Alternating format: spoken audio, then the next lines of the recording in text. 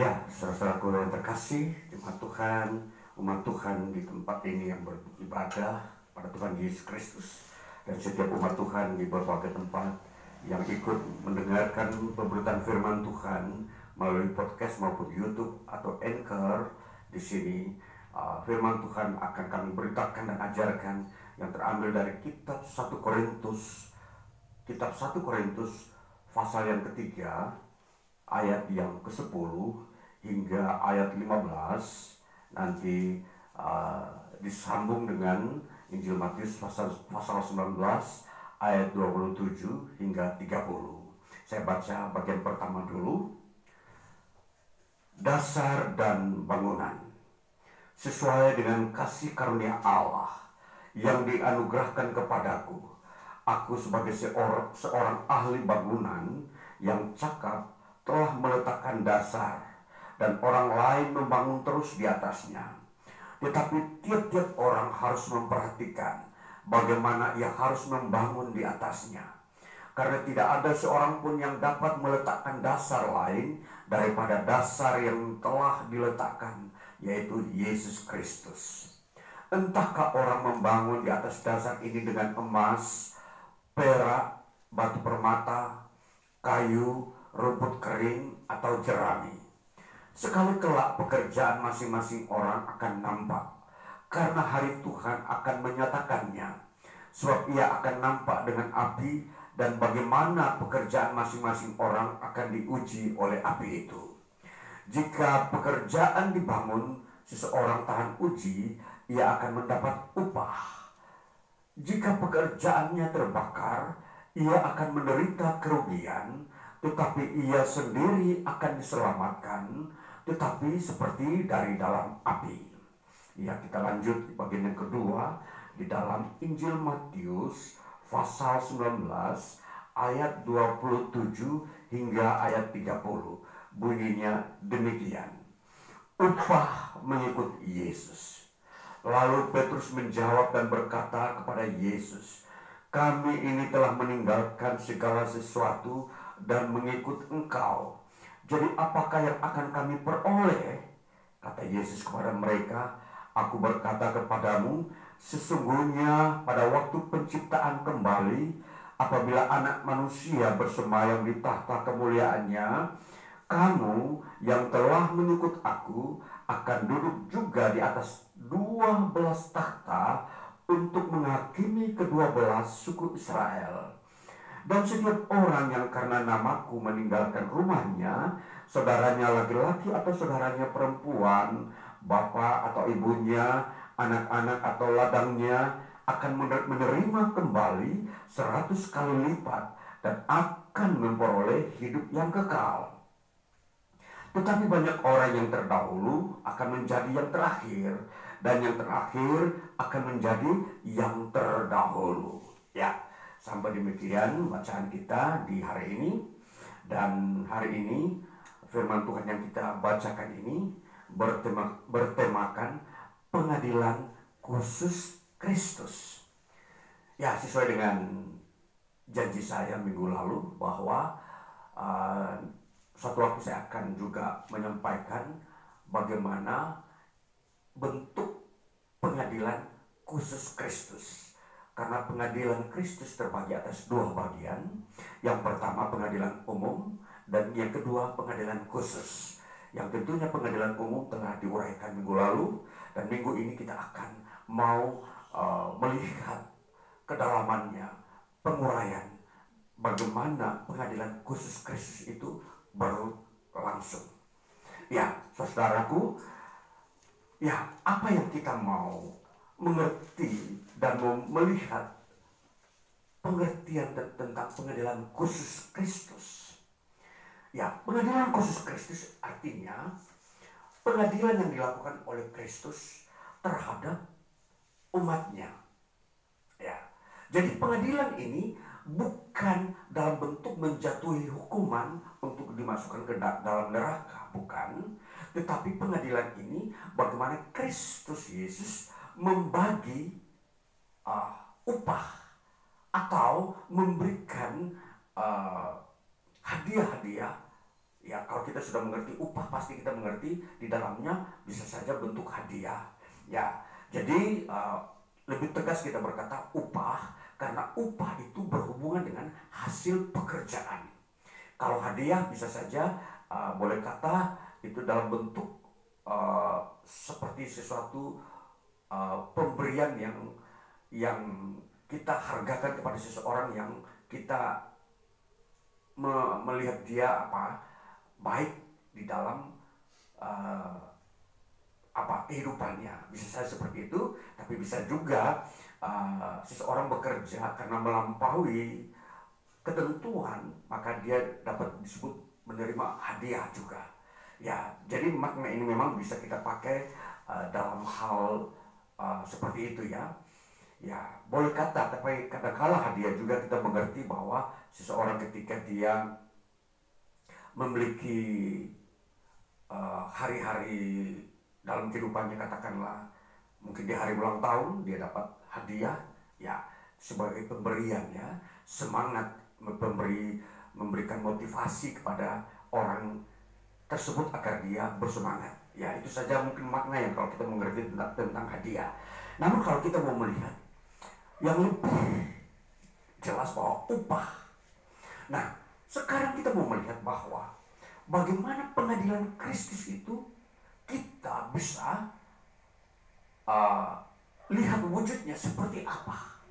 Jadi kalau kita seringkali melihat upah, seringkali ukurannya bahwa itu bisa saja bentuk uang atau benda ya, katakanlah.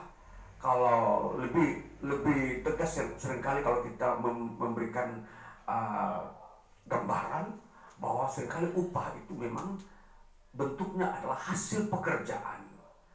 Dan tentunya hasil pekerjaan kalau kita lihat di dunia ini lebih banyak kepada uang.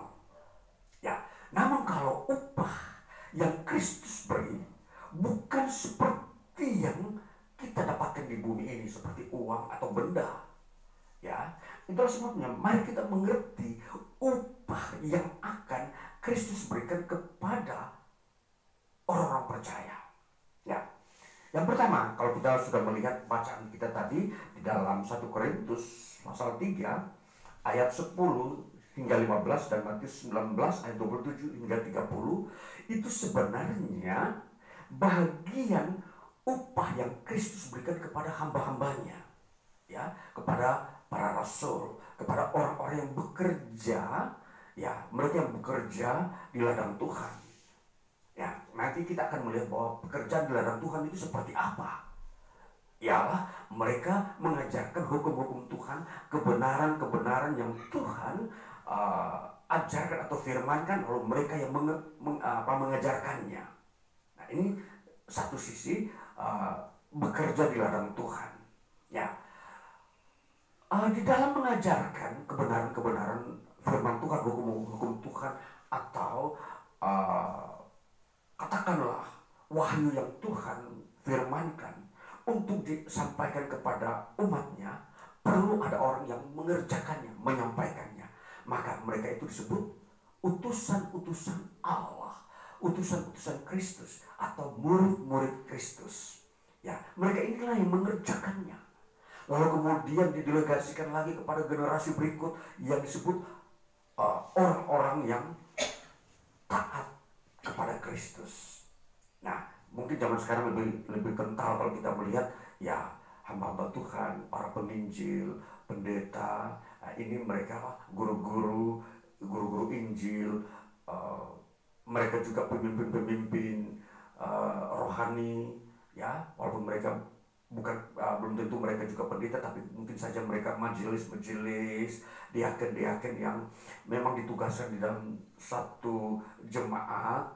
Mereka ini bekerja untuk membangun bersama para pemimpin-pemimpin rohani dan pendeta guru Injil untuk membangun iman jemaat.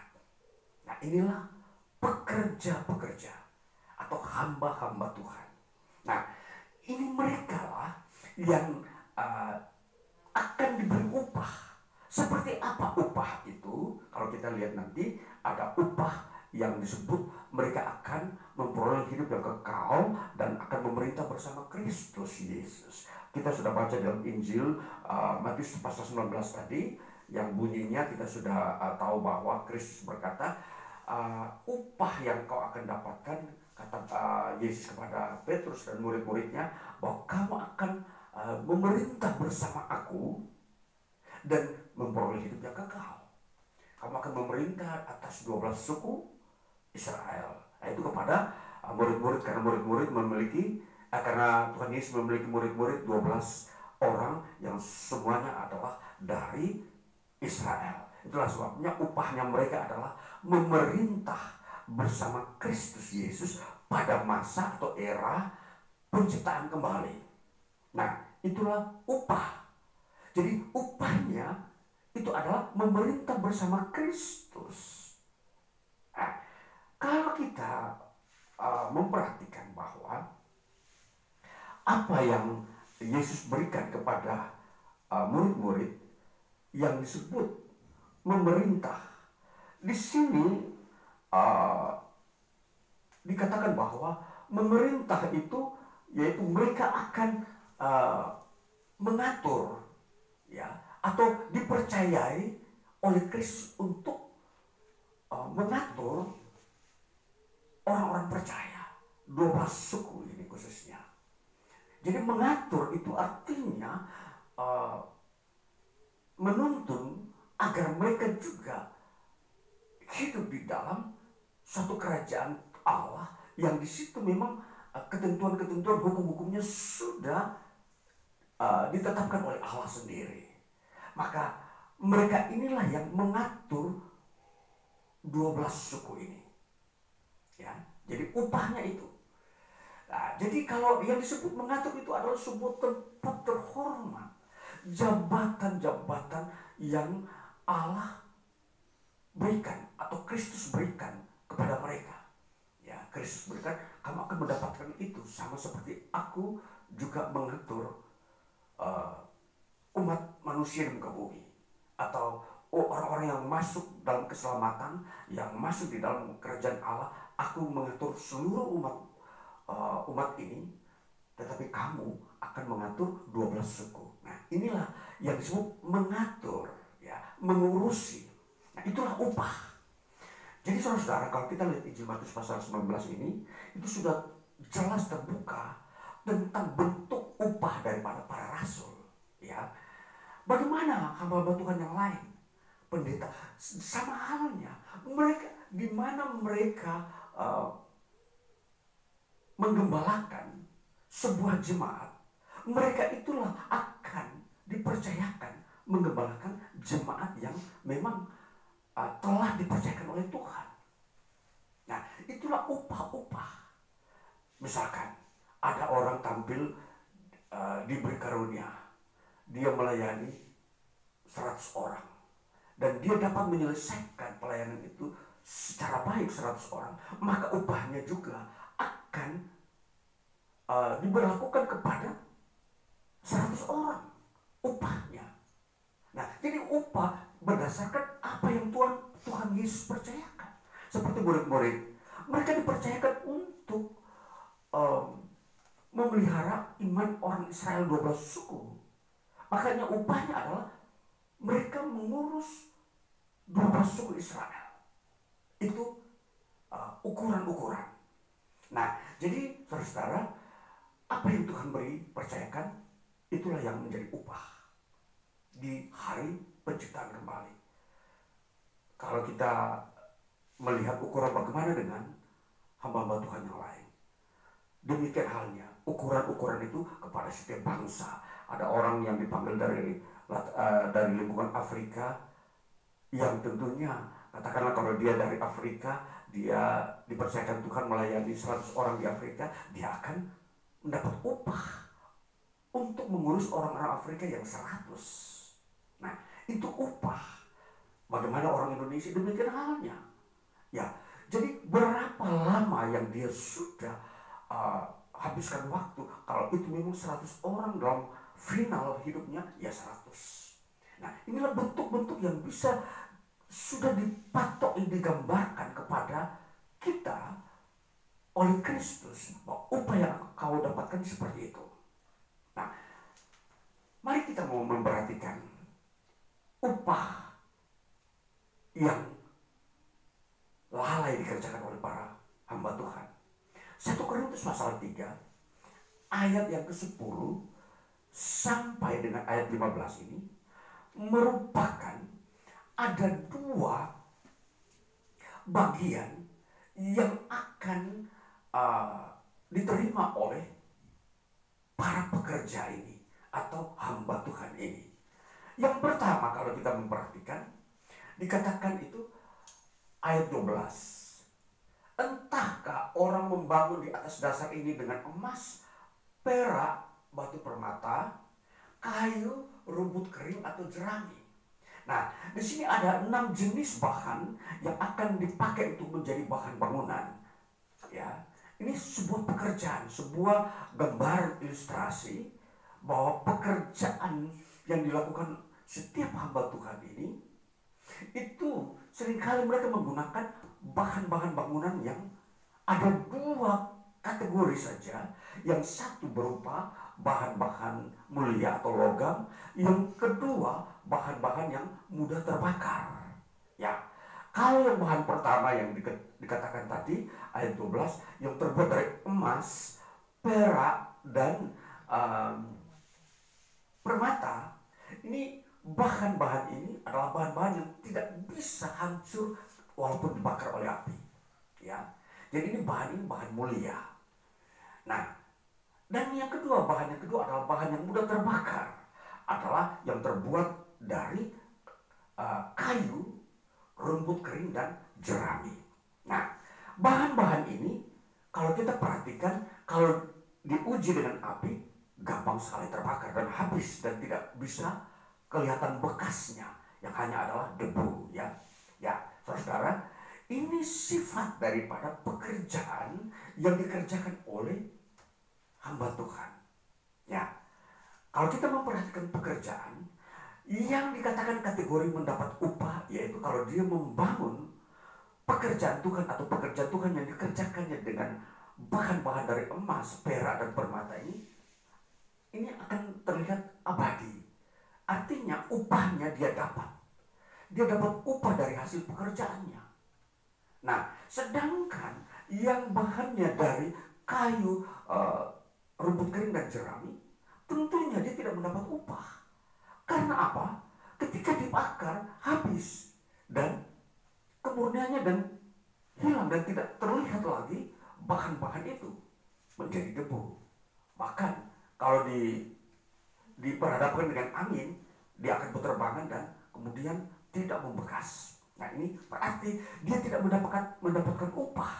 Nah, ini berarti di dalam pengadilan Kristus ada dua golongan ini, hamba Tuhan ini.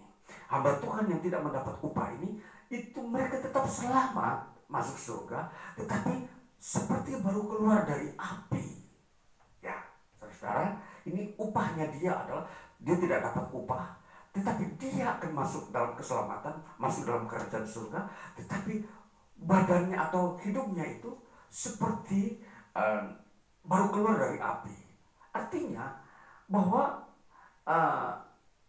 dia kelihatan seperti orang yang tidak berbahagia, ya, seperti orang yang lesu dan putus asa.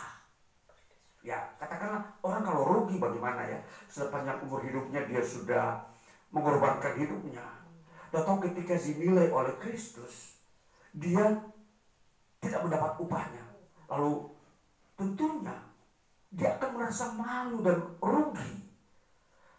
Katakanlah seumur hidupnya dia sudah bekerja, dia berharap akan mendapatkan upah dari Kristus, tetapi tahu-tahu Kristus berkata, kamu bekerja di ladangku, tetapi kamu memakai bahan-bahan yang tidak mulia. Kayu, rumput kering dan jerami kamu pakai. Nah, saudara, kita mau memperhatikan bahan-bahan yang dipakai ini, itu akan menunjukkan kepada motivasi setiap hamba Tuhan yang bekerja di ladang Tuhan. Saudara, kita memperhatikan Apa itu emas, apa itu perak, dan apa itu permata. Di dalam sebuah pengabdian seorang hamba Tuhan yang nanti berwujud seperti ini. Mereka adalah orang-orang yang mempunyai motivasi yang kudus suci. Pertama, mereka orang berkorban. Mereka tidak mencari untung. Dan mereka rela menderita, menyerahkan nyawanya untuk menjadi korban demi Injil Kerajaan Allah. Ini bahan-bahannya. Ini bahan ini walaupun dibakar, dia tidak hangus. Itulah sebabnya di mata Kristus, orang yang mengerjakan pekerjaan Tuhan dengan motivasi seperti ini, itu mulia.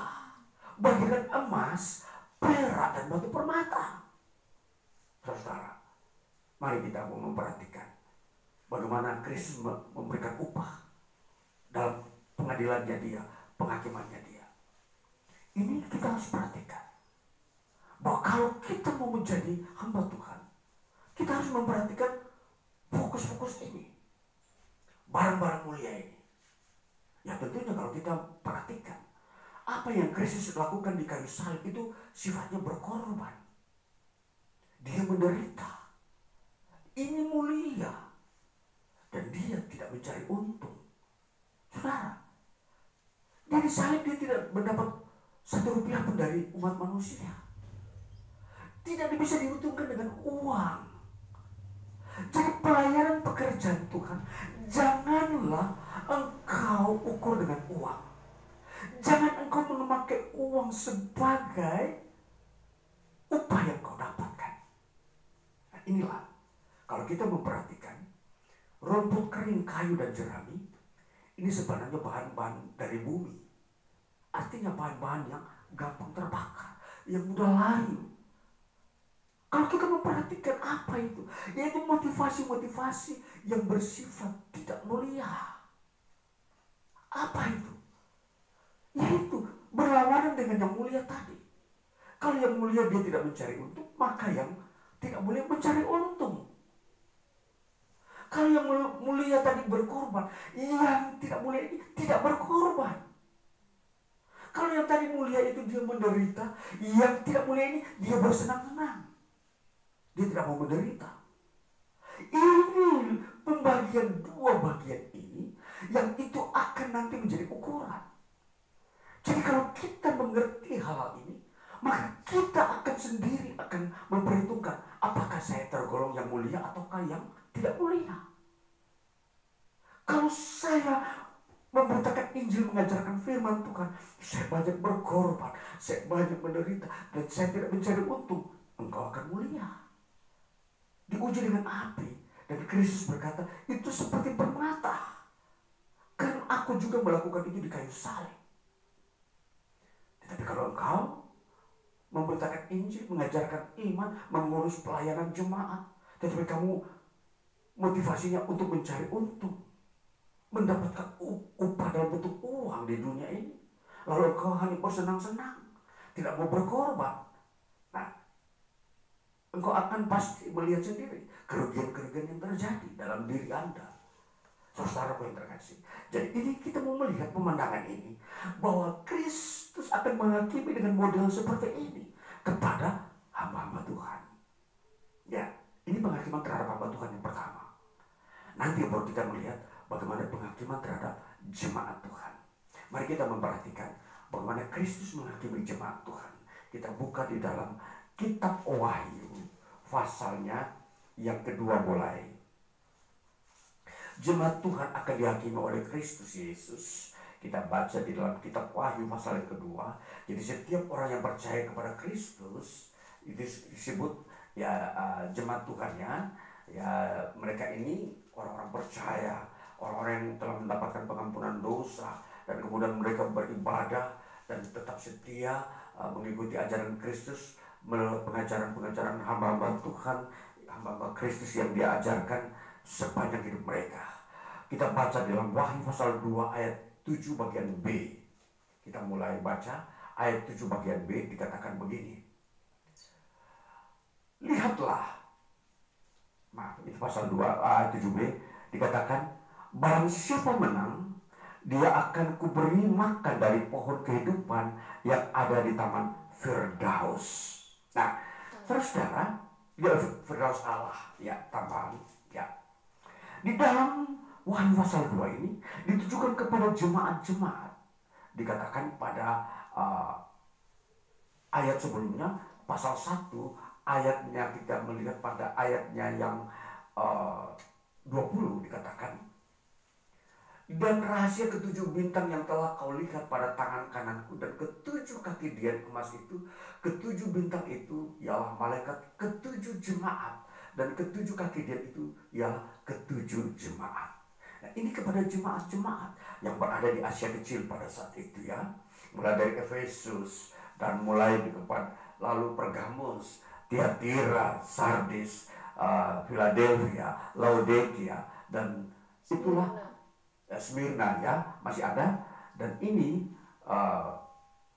telah kita lihat, ya, Smyrna ada 7 jemaat. Jadi yang ada di Asia Kecil ini, mereka adalah jemaat-jemaat yang sedang ada di dalam sebuah pencobaan. Ya, jadi setiap jemaat akan mengalami pencobaan. Ya, kalau kita memperhatikan bagaimana Kristus memberi upah kepada jemaat, yaitu lewat apa? Lewat sebuah pencobaan. Jadi pencobaan itu pasti akan dialami oleh setiap jemaat. Jadi kalau kita mau menjadi jemaat Kristus, kita harus sadar bahwa pencobaan itu pasti akan kita alami. Karena disinilah akan menjadi bagian untuk jemaat akan mendapat upah. Pencobaan apa yang dialami di sini ialah bagaimana imanmu tetap kepada Kristus ketika kamu dicobai. Kamu yang sudah mendengar ajaran-ajaran Kristus yang disampaikan oleh para hamba Tuhan, rasul-rasul, bagaimana kamu tetap bertahan di dalam ajaran itu? Bagaimana kamu tetap percaya kepada Kristus ketika kamu mengalami pencobaan? Inilah, disinilah menjadi ukuran untuk Kristus memberi upah kepada jemaat. Dikatakan kalau kamu menang, ayat yang ke-7 tadi, barang siapa menang, dia akan kuberi makan dari pohon kehidupan yang ada di taman Firdaus Allah. Ini menang seperti apa? Artinya ketika kamu dicobai, ya, kamu tidak luntur, tidak lemah, kamu tidak kalah, tetapi kamu menang. Kamu dapat mengalahkan pencobaan itu. Kita mau melihat pencobaan seperti apa yang bisa kita ketahui sehingga kita bisa mengukur kemenangan-kemenangan itu bisa tercapai. Saudara, di dalam pencobaan yang kita lihat di sini, di dalam Efesus pasal 2 contoh, di sini ada beberapa ajaran sesat yang masuk. Seperti ajaran Nikolaus pada ayat yang ke-6. Tetapi ini yang ada padamu, yaitu engkau membenci segala perbuatan pengikut-pengikut Nikolaus yang juga kubenci. Nah, jadi jemaat Efesus ini telah menang terhadap sebuah ajaran sesat yang diajarkan oleh Nikolaus. Apa yang diajarkan oleh Nikolaus? Nikolaus mengajarkan bagaimana penyembahan berhala, bagaimana mencari keuntungan lewat pekerjaan rohani atau dengan menjual jabatan seorang hamba Tuhan. Ya, jadi pejabat-pejabat yang mengerjakan pekerjaan Tuhan ini, mereka adalah orang-orang yang mencari untung, yang mencari bayaran. Jadi kalau ada orang mau ketemu dengan Nikolaus, mereka harus membayar dengan uang. Ini adalah modelnya. Model Nikolaus mengajar bahwa kalau seseorang mau mendengar Injil atau mengajarkan atau mendengarkan pengajaran kebenaran, dia harus membayar dengan uang dulu. Nah, ini ajarannya Nikolaus. Nah, jadi dia memperjualbelikan, ya, kebenaran, memperdagangkan. Nah, jadi bagaimana kita mau memperhatikan ini? Ini sesuatu yang memang ditentang oleh Tuhan Yesus. Nah, orang Efesus ini mampu lulus dari ujian ini. Artinya mereka tidak mengikuti pengajaran Nikolaus cara hidupnya, yang mengajarkan bagaimana mendapatkan kesuksesan atau keuntungan, salah satunya lewat menjual, memperdagangkan ajaran-ajaran Kristus. Ya, ini saudara-saudara, ini perlu kita garis bawahi. Ini sudah jelas. Ini salah satu ujian. Jadi kalau ada saudara-saudara jemaat Tuhan yang sudah mengetahui banyak kebenaran firman Tuhan, lalu ada orang asing ingin bertanya, mengerti tentang ajaran Kristus, janganlah saudara memperjualbelikannya. Jangan saudara mencari untung dari peristiwa itu. Nah, ini salah satu yang menjadi ujian bagi jemaat Efesus. Jadi mereka tidak mengikutinya.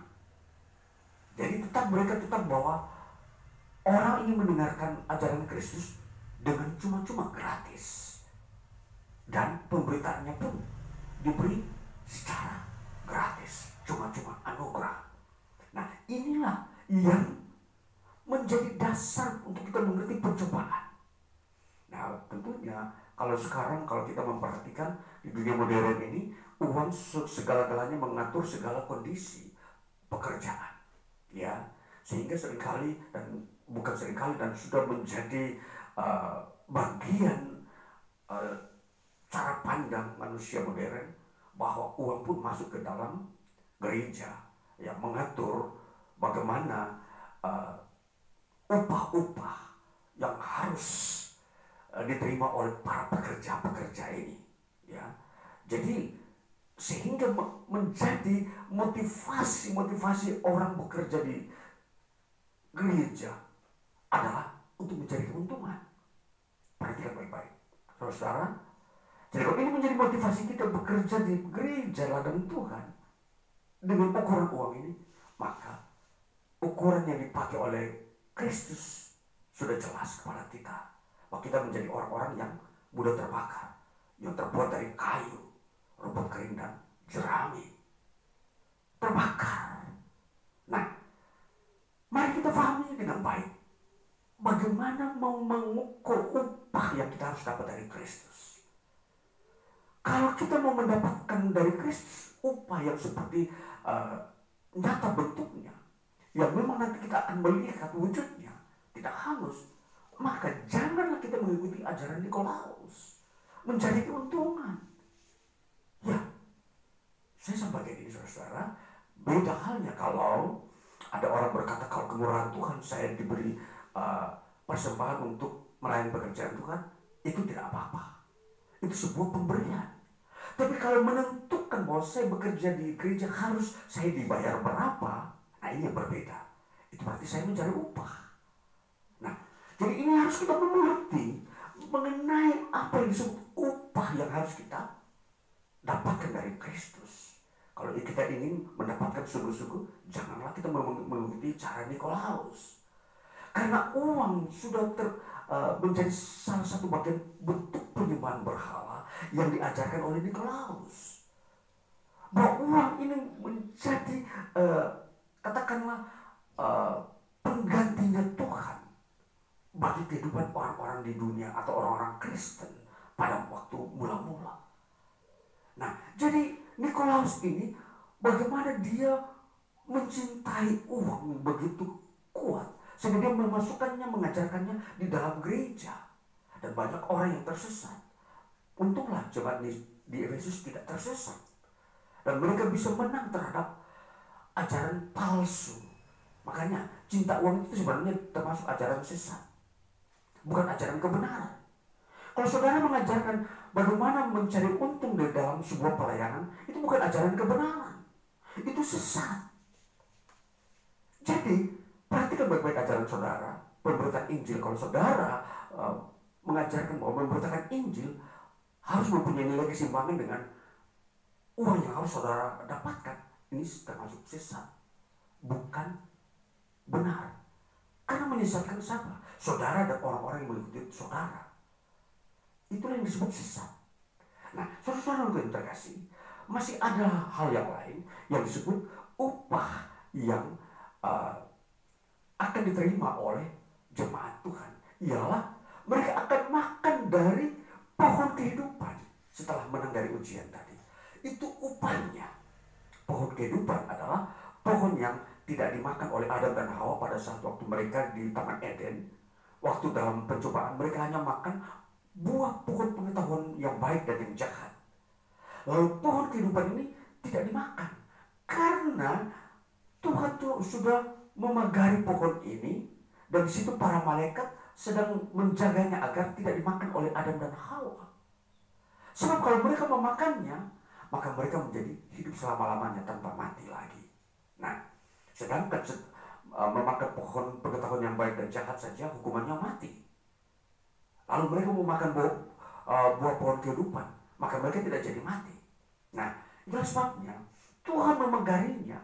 Pohon ini disimpan sampai kepada akhir zaman, di mana diberikan kepada orang-orang yang menang terhadap pencobaan. Nah, kalau kita melihat hubungan antara kitab Kejadian dengan kitab Wahyu pasal 2 ini, pencobaannya begitu erat sekali. Di Taman Eden ada berhubungan dengan makan. Di sini pun berhubungan dengan uang yang disebut makan, di mana orang akan menjadikan uang sebagai sebuah kerajaan yang membuat dia seolah-olah bahagia di dunia ini. Nah, inilah bagaimana ada relevansinya, ada hubungan sebab akibatnya. Bagaimana kita melihat peristiwa Adam dan Hawa dengan peristiwa di mana jemaat Efesus mengalami pencobaan. Nah, kalau kita melihat berikutnya di dalam ayat 10b, pasal yang kedua, ayat 10b dikatakan begini. Dan aku akan mengaruniakan kepadamu mahkota kehidupan ketika kamu menang terhadap pencobaan. Sekalipun kamu dipenjarakan, dikatakan pada bagian ayat ini, di mana jemaat Smyrna mengalami pencobaan, mereka waktu percaya kepada Kristus, mereka pun dipenjarakan, mereka pun dianiaya, mereka mampu tetap bertahan dalam iman, percaya kepada Kristus, dan itu sebabnya mereka diberi upah mahkota kehidupan. Saudara, kalau kita memperhatikan jemaat orang percaya ini, bagaimana mendapatkan mahkota kehidupan itu, kita memperhatikan bahwa mahkota itu sendiri, kalau kita mengerti dalam bahasa Yunani dikatakan Stepanos. Stepanos itu adalah artinya mahkota. Dan kalau diwujudkan, mahkota itu di situ dikenakan di kepala. Dan di situ dikatakan sebagai prestasi.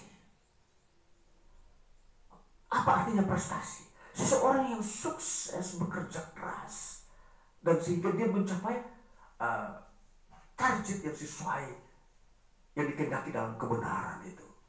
Nah, jadi inilah disebut mahkota kehidupan. Dan mahkota dikenakan di mana? Di kepala. Dan tentunya semua orang bisa melihat. Jadi jemaat-jemaat yang teguh imannya ketika mengalami pencobaan akan menerima upah mahkota. Bentuknya ya mahkota ya, tentunya bukan bentuk seperti benda-benda, tapi itu sebuah penghargaan atau penghormatan atau sebuah kemuliaan. Jadi mahkota yang dipakai oleh jemaat yang imannya teguh kuat itu akan menjadi bagaimana standar seseorang itu menerima pujian dan kemuliaan di surga. Dan yang memuji, yang dia mendapat kemuliaan itu siapa? Yaitu makhluk-makhluk surgawi yang tidak mengenakannya itu, seperti para malaikat. Malaikat tidak mengenakan mahkota. Jadi ketika saudara-saudara jemaat Tuhan yang menang dalam iman, setelah lulus dari pencobaan, diberi makanan pohon kehidupan, diberi mahkota, di situ apa yang terjadi? pujian-pujian dari para malaikat. Tentunya pujian itu bukan kata-kata biasa yang orang pakai gurauan di bumi. Tidak, itu kata-kata mulia terhormat. Bagaimana kata-kata itu? Mereka akan mengeluarkan kata, berbahagialah engkau yang telah melewati banyak-banyak kesukaran. Kata berbahagia itu kata-kata penghormatan, kemuliaan. Nah, itu kata-kata yang memang tidak bisa didapatkan oleh atau dikeluarkan oleh manusia. Ya, manusia tidak bisa mengeluarkan kata berbahagia kepada sesamanya. Ya, hanya para malaikat, para makhluk surgawi yang memang menilai kehidupan kita manusia, sehingga dia melihat itu adalah sesuatu yang mengharukan, yang begitu cemerlang. Jadi kata itu keluar sesuai dengan apa yang ada pada jemaat Tuhan. Berbahagia. Nah, saudara-saudaraku, selain itu mari kita memperhatikan apa yang berikutnya di dalam upah kepada jemaat Tuhan. Masih ada seterusnya. Masih ada upah yang berikutnya. Kita baca ayat 17b. Dikatakan, barang siapa menang, kepadanya akan kuberikan dari mana yang tersembunyi, dan aku akan mengaruniakan kepadanya batu putih yang di atasnya tertulis nama baru, yang tidak diketahui oleh siapapun selain oleh yang menerimanya. Batu putih. Apa itu batu putih? Nah, saudara, kalau batu putih di dalam penggunaan bahasa Yunani, batu putih itu artinya psepos. Nah, psepos ini kalau diartikan itu batu itu diambil dari kali. Batu kali, dan tentunya batu kali kalau kita lihat di negara-negara di khususnya di Israel, kali itu terdiri dari batu-batu kerikil atau batu-batu kecil. Di situ terdiri dari dua jenis batu, yang hitam dan yang putih. Nah, batu-batu ini kalau diambil dari kali atau sungai-sungai di Israel, itu digunakan untuk memberi penilaian. Ya, orang-orang di sana itu kalau memberikan sebuah penilaian, itu batu hitam itu berfungsi untuk mengatakan bahwa seseorang itu bersalah. Jadi kalau saudara, ketika saudara berbuat sebuah kesalahan, maka yang diambil atau yang dikeluarkan, dinampakkan kepada saudara adalah batu hitam. Nah, batu ini diperlihatkan kepada saudara berapa kesalahan saudara. Sebanyak batu yang diangkat oleh hakim ini, misalkan 10, itu pun 10 kesalahan saudara. Itu maksudnya. Nah, namun dikatakan di sini, kamu akan dikaruniai batu putih. Nah, batu putih itu berfungsi kalau saudara berbuat kebenaran, maka batu ini akan diperlihatkan kepada saudara. Ini batu Anda, batu putih. Nah, itu artinya bahwa saudara itu bebas dari penghukuman. Itu tujuan daripada batu putih. Nah, dikatakan di dalam ini, batu putih itu ditaruh di atas kepala saudara. Ayat 17, kita sudah baca tadi ya. Ya. Dan di situ yang di atasnya tertulis nama baru, ya. Yang di atasnya tertulis nama baru yang tidak diketahui oleh siapapun. Nah, ini saudara-saudara, artinya batu putih ini bukan ditaruh di kepala saudara, tapi batu ini di atasnya batu itu ditulis nama baru, nama saudara. Artinya bahwa saudara yang sudah tercatat nama baru di dalam batu itu pertama saudara boleh menikmati segala kebebasan yang ada dalam kerajaan surga. Nah, itu karena saudara menang. Ini upahnya. Jadi kebebasan. Apa yang terjadi dalam kerajaan surga? Saudara seperti memiliki itu kerajaan surga. Bebas. Jadi tidak ada batasan bagi saudara. Jangan saudara ke sana, itu bukan wilayah saudara. Jangan saudara ke sini, itu bukan hak saudara. Jangan saudara ke situ, itu punya orang lain. Kalau saudara menang, saudara tidak memiliki kebebasan. Tidak ada batasan bagi saudara. Ketika masuk dalam kerajaan surga, itu upah. Itu batu putih, saudara. Jadi, batu putih ini nilainya artinya kebebasan. Ya. Nah, kemudian kita baca lagi di dalam bagian berikutnya, ayatnya yang ke-28. Kita baca ayat 28. Dan kepadanya akan kukaruniakan bintang timur. Kita memperhatikan lagi, apa itu bintang? Kalau kita memperhatikan bintang, itu upahnya adalah bintang itu dalam bahasa Yunani aster. Ya, aster itu bintang.